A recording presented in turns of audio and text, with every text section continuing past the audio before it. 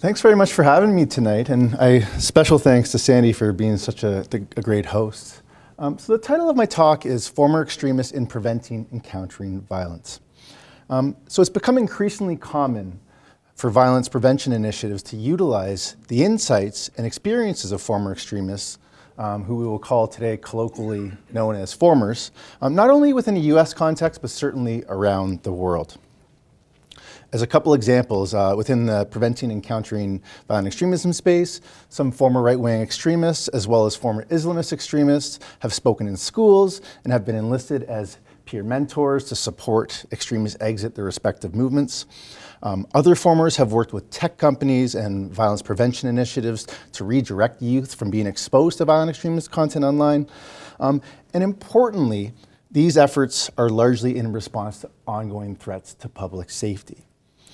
Some of the most recent examples, which really were quite recent, include assassination attempts on then candidate Donald Trump and threats against elected officials, both before, during, and after this election cycle. Other recent examples include worries about election violence, both before and after elections, as well as growing approval among public about or encouragement of political violence. So within this backdrop, and worth reiterating, is that formers have been involved in various roles in prevention efforts. But their involvement certainly raises ethical questions, in large part because of the provocative nature about involving or including former extremists within the violent and extremism space. So this lecture discusses how researchers, practitioners, and policymakers have utilized the insights and experiences of former extremists in preventing and countering violent extremism, known as PCVE. The focus will be looking at the strengths, limitations, and especially the ethical concerns associated with violent extremists, former violent extremists working in this space. And I will conclude with a set of recommendations for involving formers in the PCVE space and violence prevention in general. I have to make a plug for this book. It's free, it's open access, it doesn't happen very often. This lecture is based off of an edited collection that myself, Dr. Gordon Clubb, and Dr. Didar Islam put together. I'm biased, but I think it's quite an excellent collection. It consists not only of academics, but practitioners, former extremists, who from all different spectrums and all different countries were able to share their insights on how former extremists can be involved in preventing and countering violence. So big special thanks to the contributors. It certainly wasn't just me. And again, the book is open access, so take advantage of it. We paid an enormous fee for it to become open access, so it's worth considering. I think before really getting into the weeds here, it's important to clarify some definitions that I'll be using throughout. The first one is, without a doubt, former extremists. Well, what are they? This lecture refers broadly to formers, but I am certainly cognizant about the nuances and the challenges of this term. So what do I mean by that? So the term formers actually can contribute to their stigmatization and fails to actually capture their own personal growth, which I'll be discussing a little bit later. I use this term reluctantly. We use it throughout the book as well, reluctantly. I suppose we use it for practical purposes, but in practice we like to think of them perhaps as retired extremists. In addition, it is worth pointing out that the label former is a role type that captures a wide range of individual experiences and should not be viewed as a homogeneous group.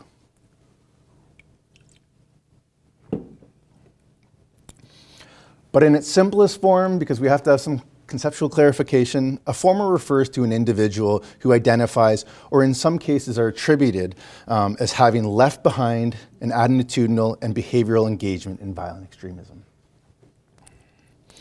The term preventing violent extremism will be thrown around in this lecture.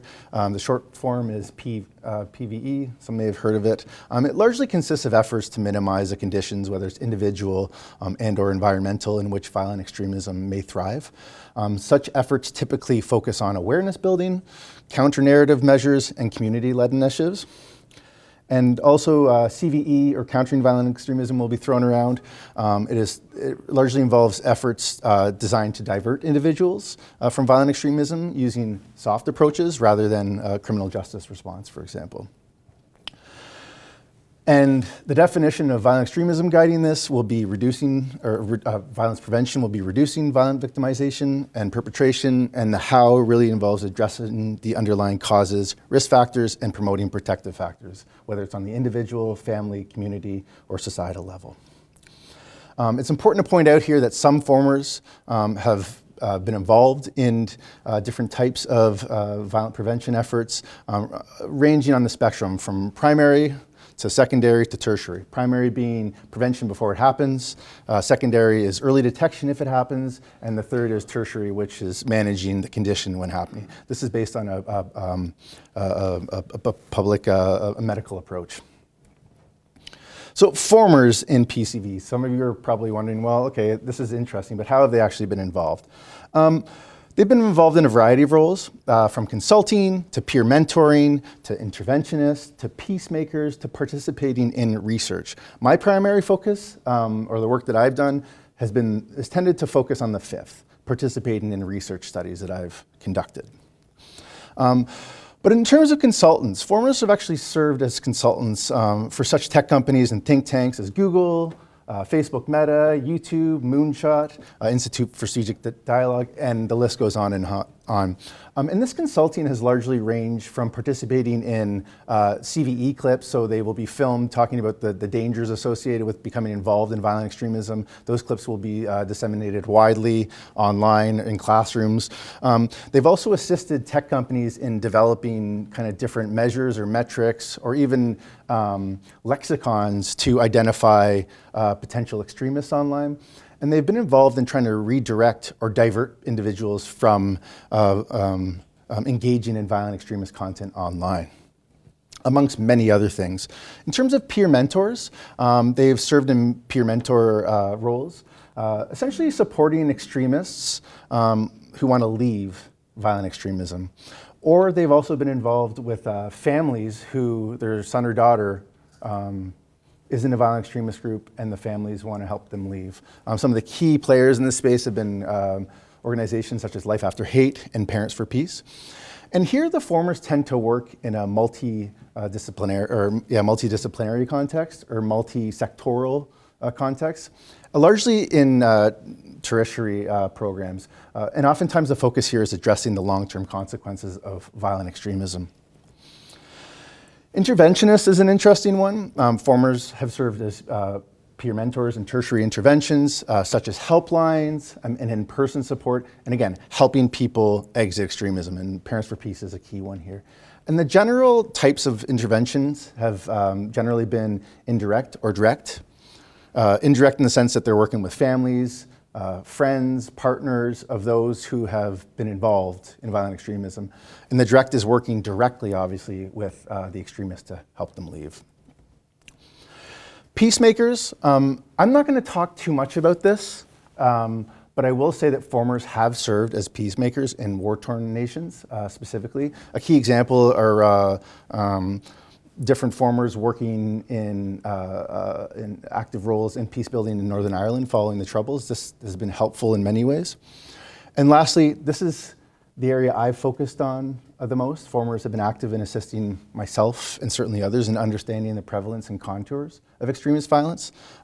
They can provide very unique insight into the pathways in and out of violent extremism, the role of the internet in facilitating violent extremism, the networks that help facilitate violent extremism, responses to violent extremism, so on and so forth. Now, some of the key strengths of formers working in preventing violence. Indeed, I guess to me it goes with a question that many formers, not all, but many formers have firsthand insider knowledge into and experiences with the ideologies, the extremist groups, the movements, the networks, the violence, what draws people in and out, responses, so on and so forth. So it is no surprise then that formers are seen as having a unique role in violence prevention, in part because they're assumed to be inherently more credible among key audiences than alternative messengers. Further, the underlying assumption is that formers are better placed as credible messengers to reach hard to reach audiences, i.e. disenfranchised youth. They've essentially walked the walk and talked the talk, so they may be in a position to better help people in need of leaving, for example. Importantly here is that formers are often seen as credible and influential via three aspects of their role as a former. This relates to interest, this relates to experience, and this relates to the context in which they operate. So the first is interest. A former identity can attract interest amongst audiences, certainly, and funders, well, we'll see, because it provides basic narratives of redemptions. They can tell their stories about how they got out and they survived and how others like them can, for example, which certainly has strong appeal, especially if these formers are charismatic and they have deep experiences within violent extremism. But a negative result of this identity is the likely stigmatization they face in maintaining this identity, especially for those who have had a lot of trauma being involved in violent extremism and have had a hell of a time trying to leave extremism. But at any rate, the second is experiences. So the former experience within the movement can provide certainly a rich set of narratives. So stories which will hook people in, attract an audience, which signals a level of experience. And the second is a wide range of network power through contacts with other members because of their own position, i.e. formers who were leaders in the violent extremism movement may be seen as leaders when they leave the violent extremism movement too, as formers. And the last is context. So formers can certainly gain influence from the context in which they operate. Might not happen within the next 4 years, but for example, a weak state presence, a relatively low level of state legitimacy, and a tradition of supporting violence and disengagement may present formers with an opportunity to exercise influence that cannot simply be attributed to their own charismatic characteristics, for example, or other aspects of their role. Further, it's important to point out that the foundational assumption underpinning the role of formers in violence prevention relates to their prior involvement in extremism. They are seen as better placed to make an impact, especially with things such as counter-narratives. That's where formers have been largely used the most, counter-narratives, which typically takes place in primary and secondary intervention settings, such as they may stand up like I am right now in schools. They may have online campaigns as well. And the second is peer mentoring and outreach. This has become increasingly common. When I started doing this work maybe 10 years ago, peer mentoring and outreach, there wasn't as much of that. The formers were tended to be at the front and center of the counter-narrative campaigns. But the peer mentorship and outreach also draws from counter-narratives, but it is personal interactions between formers and an individual. So I think we're seeing lots of strengths. We're getting kind of an understanding of the different roles that formers play, but there are certainly limitations and clear ethical concerns of formers being involved in preventing violence. Certainly, it's provocative to have former extremists involved in trying to help other people leave violent extremism, for example. And this primarily relates to several key questions. The first being, some of these individuals have gone on to commit crimes that have gone unpunished. So how is it just to have these folks now redeem themselves, if you will? The second one is that some of these individuals probably still hold radical or at the very least concerning views. So why would you want to have them involved in trying to help kids, for example, leave extremism?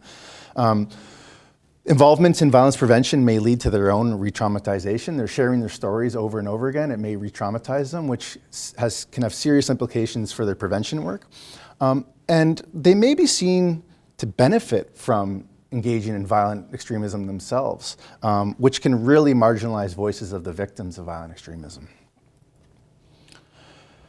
So looking a little deeper, there are key concerns around credibility and reliability of former extremists. So to provide some nuance here, a challenge in identifying how much prior experience or involvement in extremism is necessary to constitute one as a former, it certainly has consequences.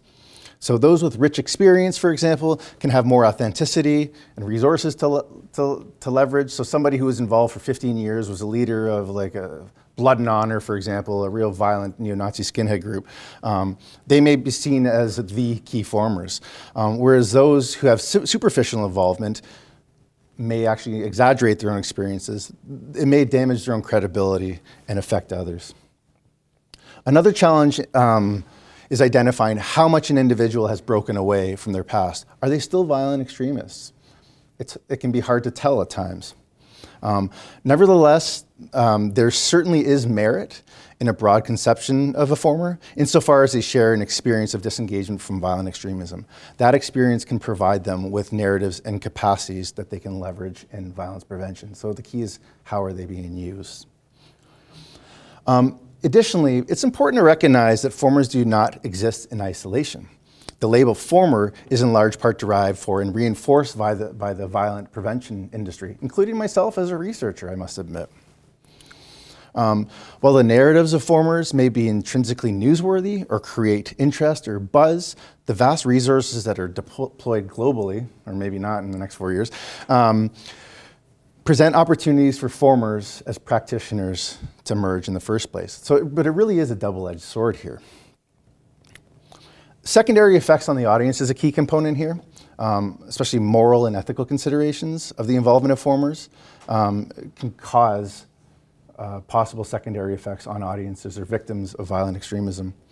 In fact, there's very little research to support the idea that formers are actually effective in preventing people from violent extremism.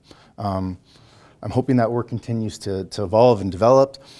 But instead, what this research is showing is that these formers may have unintended consequences from being involved. And the key one, at least on their end, is re-traumatization.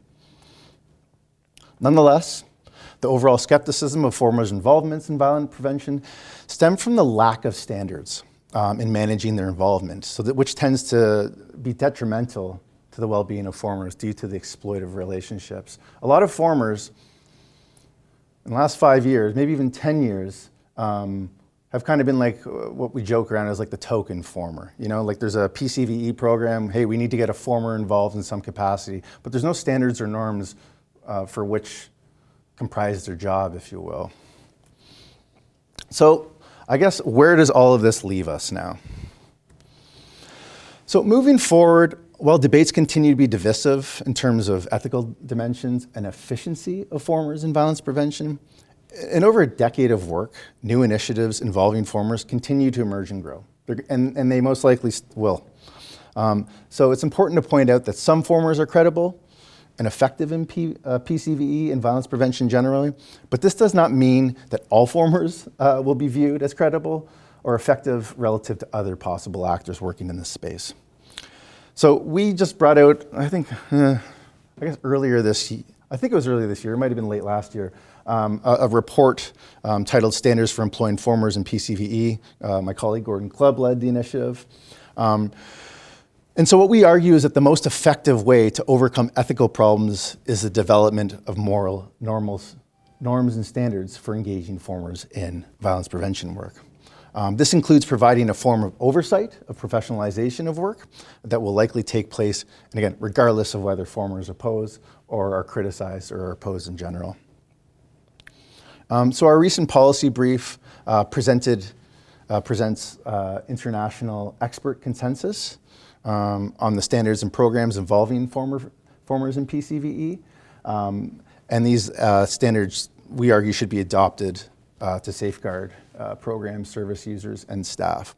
And this was quite a task to develop these standards. It's based on a series of international conferences, as well as an edited book, which I just plugged, and a Delphi study involving interviews and surveys. And in general, these standards cover areas such as hiring and screening. There need to be norms and this is all dependent on the programs, obviously, or initiatives. The second is compensation and professional support for formers. And third is program structure. So in closing, I guess, former extremists will continue to be involved in violence prevention efforts in some capacity, whether we like it or not. So why not give everybody involved some kind of standards for employing formers within this complicated space? Thank you.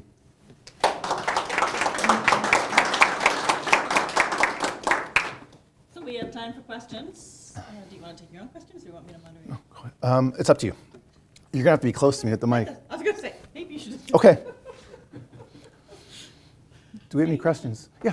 Yeah, how does that relate to like former gang members going, do you have standards for that as well? Convicts who go back into the community, work with at-risk children? That's a good question. I haven't seen research in that regard, but I suspect there would be, because a lot of the formers that we work with are former violent, racist skinhead gangs. The short of it is I don't know, but I would suspect there would be some kind of standards. We didn't draw upon that in our research, but I suspect there would have to be something. Yeah. Ashley, please. Oh, Ashley, sorry. So I guess I was interested in this idea that employing formers or making use of the sort of insights of formers could have the negative consequence that victims' voices are marginalized. My question is really, are these formers not seen as victims or survivors in their own right? I was thinking about other comparison classes, like I love Nexium podcasts or like Scientology podcasts where people who are like former cult members are like talking about their experience and speaking to others about their experience. And these are all people who like committed crimes and, you know, hurt other people and et cetera, but they still have the status of survivors. And so it made me wonder why a former might not be seen in that light. Yeah, I agree with you. I think the way that they present their stories, they certainly are survivors, but I don't think they're presented in that light in this research space, unfortunately. A lot of folks are actually uncomfortable with having formers working within this space. I'm not personally. I think we need to understand the parameters with which they work and not assign them with a million tasks that they're just not qualified to be assigned to. But I think it's an important point. They certainly are survivors, but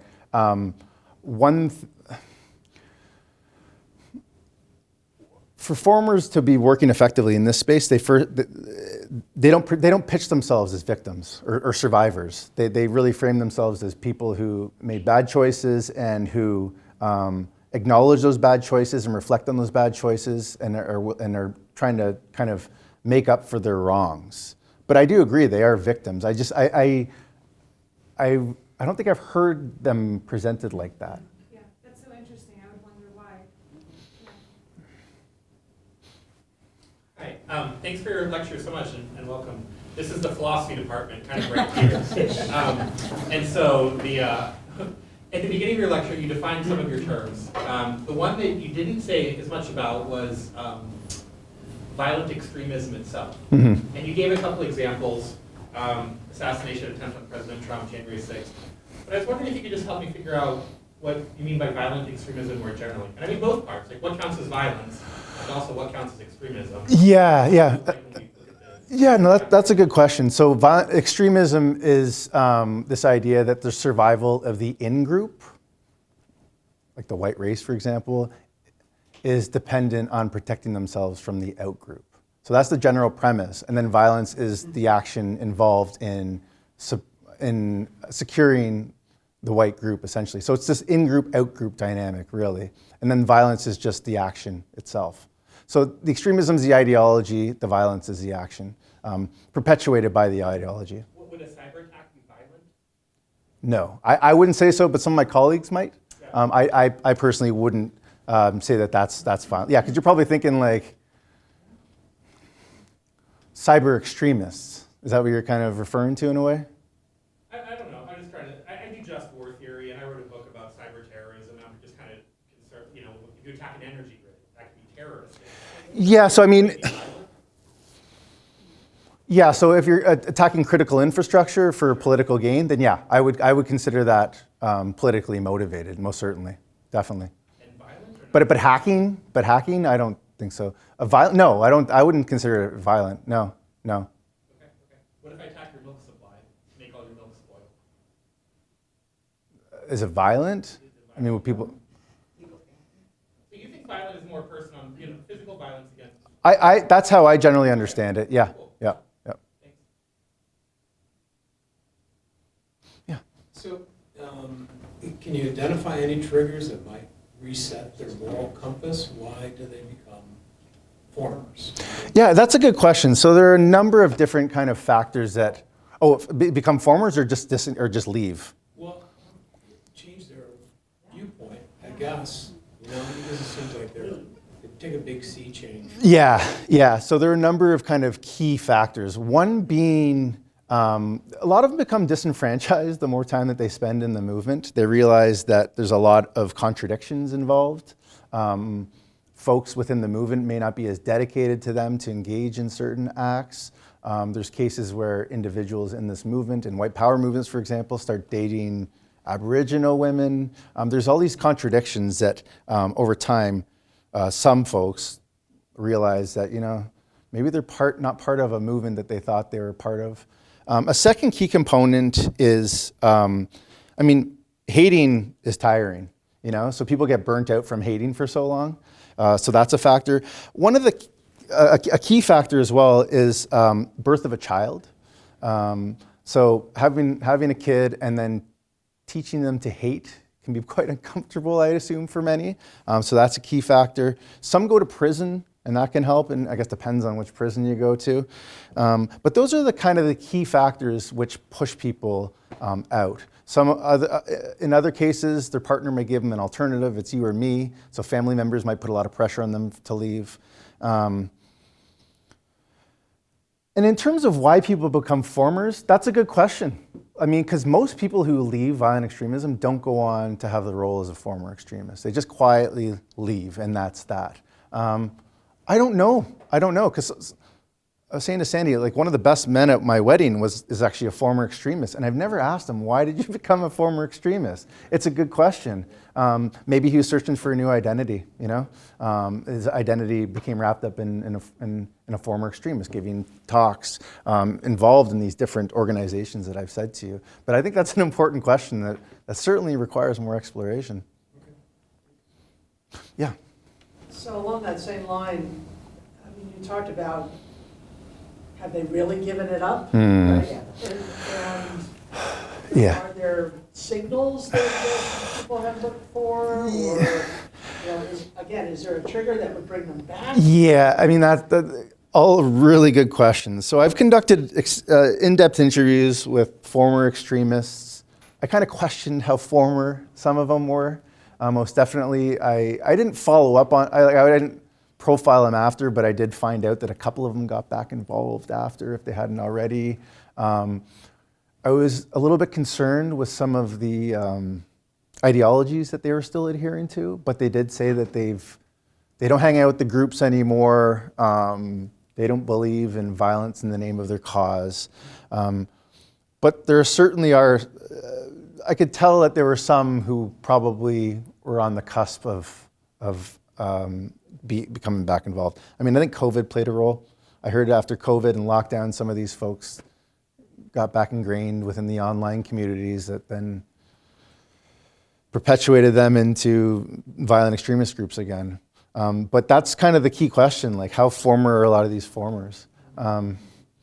If they still have extremist views, that's one thing. If they're engaging in violent extremism, clearly that's a problem. Yeah. I have 2 questions. My first is where we can access the book. Would it be on the Western Michigan Library? Yeah, you can just search former extremism in preventing and countering violence. If you search that term on Google, it will come up. It might show at first that they're trying to make you pay, but click open access. You can send me an email as well, and I can send it to you. Oh, thank you. And my second question was, in terms of trying to intervene and stuff, is there ways to kind of avoid or curb retaliation against the former extremists or those that are trying to get out of the movement? Interesting. Yeah, that's a good question. So you're talking about people who are trying to leave, but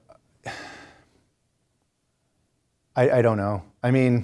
The folks that I've spoke to, a lot of them were fortunate in the sense that there was no retaliation against them. But for them, it was a slow process. It wasn't just they up and just left and was just okay, guys, see you later. They over time, they slowly, they stopped going to meetings, for example. A lot of them tried to move away so they could physically distance themselves.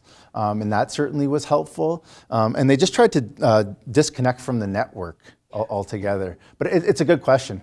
I would suspect those are kind of some of the steps you'd want to take if you don't want to, get your house burned down by white supremacists, My Yeah. So I'm interested in the role of law enforcement and social control agencies in these prevention efforts and the relationship between law enforcement officials and the formers. For example, David Kennedy's research on and efforts to prevent gang violence, the police played a very central role working with gang members, and then they would also try to bring in other parts of the community, the grandmother effect, right? Bring the grandmother of the gang members. Yeah. So what's the relationship between law enforcement agents and formers? Well, I think it just depends on the former. I know with formers generally, so formers, people who are actively involved in trying to help others leave, it's more of a strong relationship with a number of key stakeholders. Law enforcement certainly, but the grandmothers, for example, or different practitioners. What my research has shown is that incorporating a multi-sectoral, multi-dimensional response to a complex problem is helpful. I don't think law enforcement in of itself can be helpful only. A lot of formers still don't trust law enforcement, so I don't think that is the only solution. Especially in the white power movement. I mean, one of their slogans is ACAB, all cops are bastards, so there's certainly that trust issue there. But if formers are working with law enforcement, from the research I've done, they're not comfortable just working with law enforcement. It seems like that's kind of a last resort. They want to work with other key stakeholders, community leaders, teachers in schools, educators in general. So hopefully that helps. Yeah. So I was wondering, so I was reading after the January 6th, they found out a lot of the people that stormed the Capitol had military background, were former servicemen and servicewomen. Yep. That more than the general population would suggest. Has your research or any of your colleagues' research touched on that? Mine hasn't. I don't work in the weeds as much right now, like doing the in-depth interviews. I was saying to Sandy, I have 2 kids. Really young kids. So most of my work right now focuses on the online space where I don't have to talk to people. But there is certainly a growing body of research, and because of the current administration, that may continue to go away. Looking at certainly the link between military and the extreme or far right. There's certainly that connection there. Yeah. And then kind of a follow-up question. What could we do specifically to help kind of bring some of these, to kind of change whether the culture of the military or kind of bring in and try to mitigate some of these problems? Obviously, I know with the current administration that would be difficult, but in general. I don't know about with the military, but I think one concern is that a lot of people don't feel like they have a voice. I think trying to create, and Sandy and I talk about this is really pie eye in the sky, wishful thinking, but I think if we try to create pluralistic, open, safe spaces where people with different views can actually share their views and not feel like they're being silenced. I think that will be helpful in trying to prevent violent extremism. But again, it's pie eye in the sky. In terms of the military, these next 4 years are going to be a heck of a ride. Yeah, thank you. Yeah. Are you familiar with the documentary War Game, which came out last year? I don't know. So, I don't know if they used the word former. Basically, the premise was, what if there's another January 6th, only this time worse? The military is involved, and it happens not just in Washington, but all over the country. They used formers in the documentary, and it was an actual wargaming of this scenario. So there were the reds and the blues, and the formers were on I assume the reds. And it was this immersive exercise that was meant to simulate the scenario. And it seemed to me at the time that it was it raised ethical risks and questions, but it also, it could easily be re-traumatizing. It's a scenario where you're re-immersed in your old identity in ways. But also it seemed to me like these reds or the formers were quite disaffected and looking for purpose. So I guess my question for you is, if you are trying to balance these two things, is this kind of scenario one that would raise such overwhelming ethical concerns for you that you know, it wouldn't be advisable for people to participate in? I- Or I- how would you think of it? Yeah, so I mean, that's a good question. I don't know if I've given it that much thought. So the research that I've done obviously got ethical approval from a research ethics board. I didn't treat folks like another number or what we call like drive-by criminology, where you're in and out. I spent quite a bit of time getting to know these individuals. I'm not sure if that answers your question, though. I mean, I don't think I have a real clear answer, but I treated them just like people, you know, like I certainly didn't agree with their views. I didn't agree with the actions that they engaged in or the harms that they've caused. But I was trying to be open-minded. I was also trying to build trust with them as well as relate to them in some capacity. So the short of it is I treated them just like people. But I don't think I thought ethically in that sense, and maybe I should have. Well, is it a common practice to use formers in this way, to have them reenact or No, simulate? no, definitely not. No. But it's quite common for formers to be involved, for example, in research projects where they're thinking back on childhood trauma, what got them involved in violent extremism, what the violent extremist movement looked like, all of these different triggering points in their lives. So there's certainly going to be trauma brought up during those interviews. And it's our job to, as best as we can, to try to facilitate, I don't even know what the right word is, but I don't want to say we don't want to, we're trying not to traumatize them, because I don't know how we could really do that. But I've never heard of them in like war games or simulations or reenactment types of things. No, I just don't really know what the purpose would be in trying to prevent violent extremism. Well, the purpose of the documentary was just to get people thinking. I mean, it was actually used by the military too, to plan for the scenario. Yeah. What can happen? What can happen? What can happen online? What can happen offline? Yeah. Interesting. Yeah, I'll have to look into that further. So war crimes, is it on, it's not on Netflix or something? I think it's called War Game. War Game. Yeah. What is it on a streaming service, or is it? I got like sort of advanced copies. Oh, you did? I don't know where it Okay, turned I'll look out, into but, it. Thanks. Yeah, like it was profiled by NPR if you want to start. Oh, it was? Cool. All right, thanks. Yeah. So the Orange County Register just had a story about, I think they're the Big Boys. They're a group of surfers that have taken over a bay in Palos Verdes Estates. And there was, they attack outside surfers. But they're white supremacists, right? But they came together because of surfing and because of this space and location. Like, are there, you kind of talked a little bit about what might bring someone to be extremist. Yeah. Have you seen in your research kind of other examples of people sort of coming together over something that seems kind of benign, a common interest, and then it explodes into these sort of more extremist, more violent? Yeah, I mean, I haven't come across that, but the work that I do, it's quite clear that the ideology tends to come second. First is looking for that sense of belonging. Oftentimes these are, if we're talking about the white power movement, it's white males, so they're looking for a sense of brotherhood. And then the ideology perhaps comes second, but I haven't heard of like the surfer extremists. It's interesting though. It certainly is interesting. Yeah, apparently they're really violent. Like they throw rocks at surfers and like push one off like a very high cliff. Oh, jeez. And they attack cars. And so there's this whole court case, and now they're actually stripping out vegetation from this space because they've used it to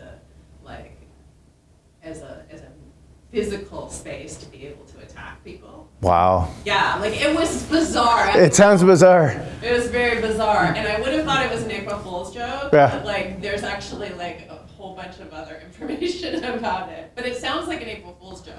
I'll have to look into that. Thanks. Interesting. Yeah.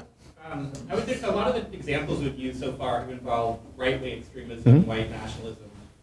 For those of us that are Republican voters, I wonder how, or if at all, left-wing extremism or what do you think exists, or how it fits into your analysis? Yeah, I mean, it's, yeah, left-wing, I'm center, man. Left-wing extremists certainly exist. I don't see left-wing extremists or former left-wing extremists being involved in this space. Maybe I'm missing something. It tends to be former right-wing extremists and former Islamists. That tends to be the focus. I don't think I've seen a former left-wing extremist involved, and I'm not sure why. That may change in the next few years. But by no means do I think that the only form of extremism is from the far right. By no means. Yeah. Just kidding. Just kidding.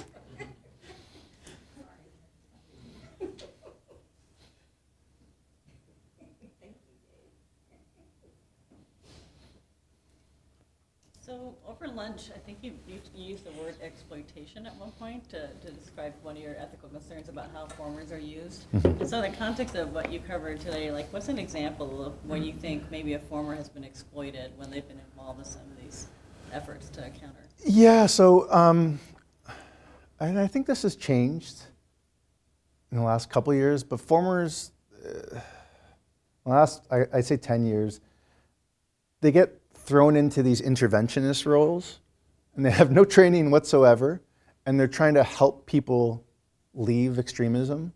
And obviously that causes a nightmare. So that's just one example. They're thrown into these situations where clearly maybe you need a psychologist or somebody with the skill set to help people leave extremism.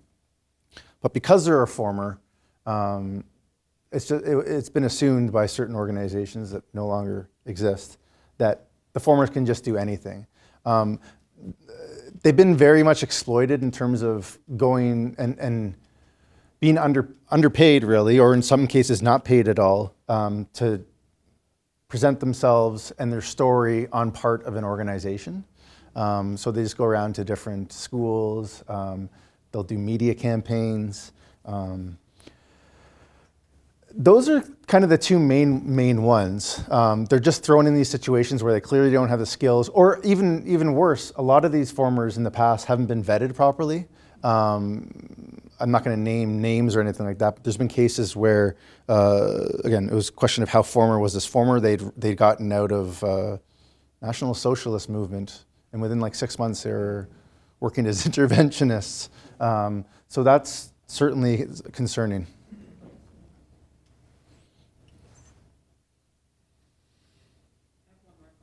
Yeah. Because you mentioned that they're going into schools, is there like research on like how effective like school presentations are?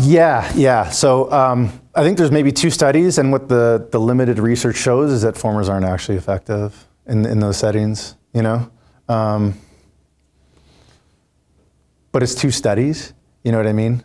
Formers, they've been working in the space for about 10 years or so. So not that long, but I guess long enough that there should be more research. But the sample sizes are quite small. They often involve case studies, and I can only think of a small number of academics working in this space. But that's one of the big concerns. Okay, we're involving formers and trying to prevent violence, but of the limited research, they're not actually effective. So what's the point in having them? They just become like that token former within your campaign, which is obviously a concern. Yeah. So you've mentioned sense of belonging a few times. I'm curious whether what data there is on these projects cross-culturally. So there are highly individualistic nations like the United States that are much lower on the global happiness index than, say, Finland, where there might be greater social cohesion. There might be greater trust between strangers in some societies than in others. And I'm wondering whether you have any data on both extremism and former extremists in attempting to prevent extremism, maybe not just preventing violence, but preventing extremism, by culture type. I don't think so. I'd have to look further. The only kind of group that perhaps would be doing that work are the folks over in Norway, the C-Rex group. But I don't know, to be frank, and that's something I'll have to look into more. It's a key question, exploring across nations, contexts. But nothing is ringing a bell to me right now, unfortunately.